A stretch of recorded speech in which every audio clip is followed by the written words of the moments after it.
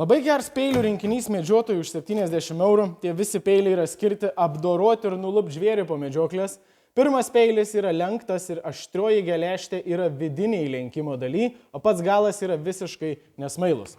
Kiekvienas peilis turi savo atskirą vietą su pritvirtinimu, tai tie peiliai nesitabalos tam dėklę. Antras peilis irgi yra smarkiai lenktas ir aštrioji geležtė yra išoriniai šitoj lenktoj daly. Irgi padedam atgal į vietą. Turit ir trečią peilį, kuris jau panašus į ganėtinai standartinį peilį. Ir jo ašmens galūniai yra speciali vieta, kad jinai nepradurtų dėklo. Ir kas nestandartiška ganėtinai tokiuose komplektuose, tai kad į komplektą įeina ir galastuvas. Čia yra volframo karbido ašmenis, o čia yra keramika, tai galėsit pasirinkti, kokio aštrinimo norit, bet norėčiau pabrėžti, kad nustebtumėt, kaip greit atšimpa ašmenis lupant kokį briedę ar elnę, tai galastuvas tikrai yra naudingas priedėlis tokiam komplekte.